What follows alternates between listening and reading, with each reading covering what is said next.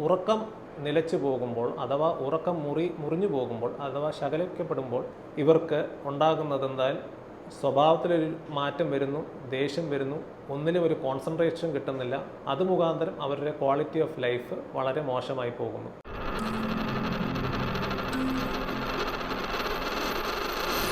Hello and welcome to the Health Domain Awareness Campaign. 1837 ലോക പ്രശസ്തമായ novel പിക്വിക് papers, Charles Dickens എഴുതിയ പിക്വിക് പേപ്പേഴ്സിൽ ഒരു കഥാപാത്രത്തെ പറ്റി അതിൽ പറയുന്നുണ്ട്. അദ്ദേഹത്തിൻ്റെ പേരാണ് Joe the fat boy. Charles Dickens അതിൽപ്പറ്റി എഴുതുന്നത്, Joe the fat boy, a wonderfully fat boy standing upright on the mat with his eyes closed if in sleep. Joe the fat ബോയെക്കുറിച്ച് പറയുമ്പോൾ അത്ഭുതകരമായ പൊണ്ണത്തടിയൻ എഴുന്നേറ്റ് നിൽക്കുന്നുണ്ട്, എന്നാൽ അവൻ്റെ കണ്ണെപ്പോഴും അടഞ്ഞിരിക്കുകയാണ്, ഉറക്കത്തിലിരിക്കുന്നത് പോലെ. ഈ സ്വഭാവത്തെപ്പറ്റി വീണ്ടും ചാൾസ് ഡിക്കൻസ് പറയുന്നത്, ജോ വളരെ വിശപ്പുള്ള ഒരു പയ്യനാണ്. He's constantly hungry. അവൻ്റെ മുഖം എപ്പോഴും ചുവന്ന് തുടുത്തിരിക്കും. ജോലി ചെയ്യുന്നതിൻ്റെ ഇടയിൽ എപ്പോഴും ഉറങ്ങും. അതുമാത്രമല്ല, അവൻ നന്നായി കൂർക്കം വലിക്കും. നമസ്കാരം, എൻ്റെ പേര് ഡോക്ടർ ബെൻസി തോമസ്.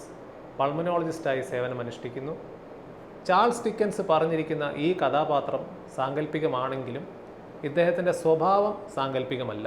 നാം ഇന്നിവിടെ സംസാരിക്കാൻ പോകുന്നത് ഉറക്കത്തിൽ ഉണ്ടാകുന്ന ശ്വാസ തടസ്സത്തെ പറ്റിയാണ് സംസാരിക്കുന്നത്, അഥവാ ഒബ്സ്ട്രക്റ്റീവ് സ്ലീപ്പ് ആപ്നിയ. ഇനി ഒബ്സ്ട്രക്റ്റീവ് സ്ലീപ്പ് ആപ്നിയ അഥവാ രാത്രിയിൽ ശ്വാസം നിലച്ചു പോകുന്നത്, ഉറക്കത്തിൽ ശ്വാസം നിലച്ചു പോകുന്നതായിട്ടുള്ള അസുഖത്തിൻ്റെ ഡയഗ്നോസിസ് എങ്ങനെയാണ്? ഇതിന് നമ്മൾ സ്റ്റാൻഡേർഡായിട്ട് ചെയ്യുന്ന ഒരു ടെസ്റ്റാണ് പോളിസോംനോഗ്രാഫി അഥവാ സ്ലീപ്പ് സ്റ്റഡി. ഉറങ്ങിക്കിടക്കുമ്പോൾ അദ്ദേഹത്തിന് ഫേവറബിളായിട്ടുള്ള ഒരു എൻവയൺമെൻറ്റിൽ കിടക്കുമ്പോൾ ഉറങ്ങുന്ന സമയത്ത് ശ്വാസം നിന്നു പോകുന്നതായിട്ടുള്ള ഒരു ടെസ്റ്റാണ് സ്ലീപ്പ് സ്റ്റഡി എന്ന് പറയുന്നത്.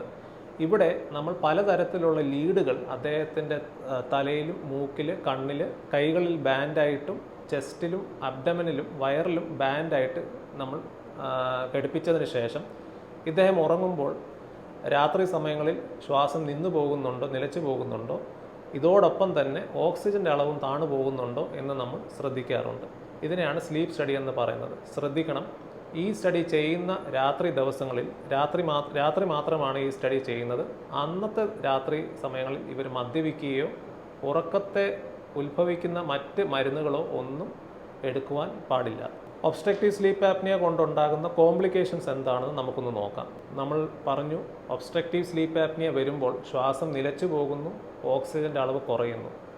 3 പ്രധാനപ്പെട്ട കാര്യങ്ങളാണ് ഇവിടെ നടക്കുന്നത്. ഒന്ന്, ഉറക്കത്തെ നമ്മൾ ബ്രേക്കായി പോകണം, സ്ലീപ്പ് ഈസ് ഗെറ്റിംഗ് ഫ്രാഗ്മെൻറ്റഡ്.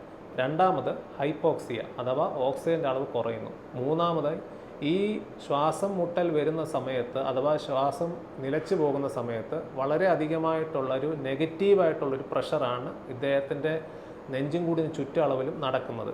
ഉറക്കം നിലച്ചു പോകുമ്പോൾ അഥവാ ഉറക്കം മുറിഞ്ഞു പോകുമ്പോൾ അഥവാ ശകലിക്കപ്പെടുമ്പോൾ ഇവർക്ക് ഉണ്ടാകുന്നത് എന്തായാൽ സ്വഭാവത്തിലൊരു മാറ്റം വരുന്നു, ദേഷ്യം വരുന്നു, ഒന്നിലും ഒരു കോൺസെൻട്രേഷൻ കിട്ടുന്നില്ല. അത് മുഖാന്തരം അവരുടെ ക്വാളിറ്റി ഓഫ് ലൈഫ് വളരെ മോശമായി പോകുന്നു. രണ്ടാമതായി കാണുന്നത്, ഇവർക്ക് ഹൃദയ സംബന്ധമായിട്ടുള്ള ആഘാതങ്ങളും സ്ട്രോക്ക് പോലുള്ള അസുഖങ്ങളും ഉണ്ടാകാനുള്ള നല്ല സാധ്യതകളുണ്ട്. ശരീരം മുഴുവനും വീക്കം നിറഞ്ഞിരിക്കുന്നുള്ള ഒരു അവസ്ഥയിലാണ് എപ്പോഴും ഇവർക്കുണ്ടാകുന്നത്. Body is always in a inflamed state. ആ സമയത്ത് ഇവർ രക്തക്കുഴലുകളും വീങ്ങുവാനും തുടങ്ങും. അത് മതി ഇവർക്ക് വീണ്ടും ഒരു ബ്ലഡിൽ ഒരു ക്ലോട്ട് ഉണ്ടാകാനും, സ്ട്രോക്ക്, ഹൃദയാഘാതം, ഹാർട്ടിൻ്റെ താളം നിലച്ചു പോവുക, ഹാർട്ടിൻ്റെ താളം മാറിപ്പോകുക എന്നുള്ള അസുഖങ്ങളും ഇവർക്കുണ്ടാകാം. ഇത്തരത്തിലുള്ളൊരു സ്ട്രെസ്സ് കൂടുമ്പോൾ, ശരീരത്തിൽ ഓക്സിഡേറ്റീവ് സ്ട്രെസ്സ് വളരെയധികം കൂടുമ്പോൾ ഡയബറ്റീസ് ഉണ്ടാകുവാനും, ഡയബറ്റീസ് ഉള്ള ഒരാൾക്ക് ഡയബറ്റീസ് കൺട്രോൾ ആകാതും ഇൻസുലിൻ പോലും എടുത്താൽ അതിനെ റെസിസ്റ്റ് ചെയ്യാനുള്ള ഒരു ബുദ്ധിമുട്ട് ഇവർക്ക് അനുഭവപ്പെടാം. ഇനി ഒബ്സ്ട്രക്റ്റീവ് സ്ലീപ്പ് ആപ്നിയയുടെ ട്രീറ്റ്മെൻറ്റ് എന്താണെന്ന് നമുക്ക് നോക്കാം.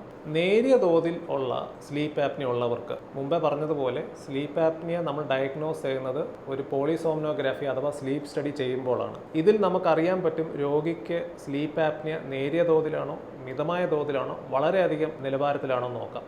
നേരിയ തോതിലുള്ള അഥവാ മൈൽഡായിട്ടുള്ള സ്ലീപ്പ് ആപ്നിയയ്ക്ക് നമ്മൾ സാധാരണ റെക്കമെൻഡ് ചെയ്യുന്നത് ഒരു കണ്ടിന്യൂസ് പോസിറ്റീവ് എയർവേ പ്രഷർ അഥവാ ഒരു CPAP ഉള്ള ഒരു വെന്റിലേറ്റർ മെഷീനാണ് സാധാരണ റെക്കമെൻഡ് ചെയ്യുന്നത്. ഓർത്തോണം, ഇത്തരത്തിലുള്ള മെഷീൻ റെക്കമെൻഡ് ചെയ്യുന്നതിന് മുമ്പ് ശ്രദ്ധിക്കേണ്ട കാര്യങ്ങൾ, ഇദ്ദേഹത്തിൻ്റെ മുഖത്തെ എല്ലുകൾക്കുള്ള എന്തെങ്കിലും അബ്നോർമാലിറ്റീസ് ഉണ്ടെങ്കിൽ അവ സർജറി ചെയ്ത് നീക്കുവാൻ കഴിയുന്നതാണോ, ഒരു ENT ഡോക്ടറിൻ്റെ വിദഗ്ധമായ ഒരു പരിശോധനയ്ക്ക് ശേഷമേ ഇത്തരത്തിലുള്ള NIV വെന്റിലേറ്റർ പ്രിസ്ക്രൈബ് ചെയ്യാവൂ.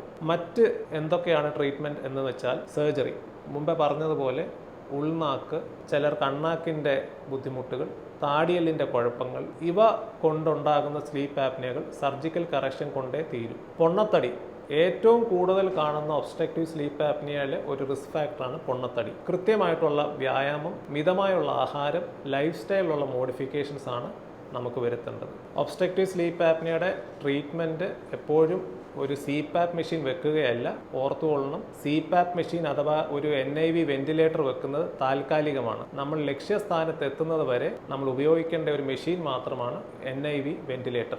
ഒബ്സ്ട്രക്റ്റീവ് സ്ലീപ്പ് ആപ്നിയെ കുറിച്ചുള്ള സംശയങ്ങൾ, അപകട കാരണങ്ങൾ എന്നിവയെക്കുറിച്ച് നിങ്ങളുടെ സംശയങ്ങളും അതുപോലെ നിങ്ങൾ എന്തെങ്കിലും അതേപ്പറ്റി അനുഭവിക്കുന്നുണ്ടെങ്കിലും നിങ്ങൾക്ക് കമൻറ്റ് സെക്ഷനിൽ അതേപ്പറ്റി ചോദിക്കാം.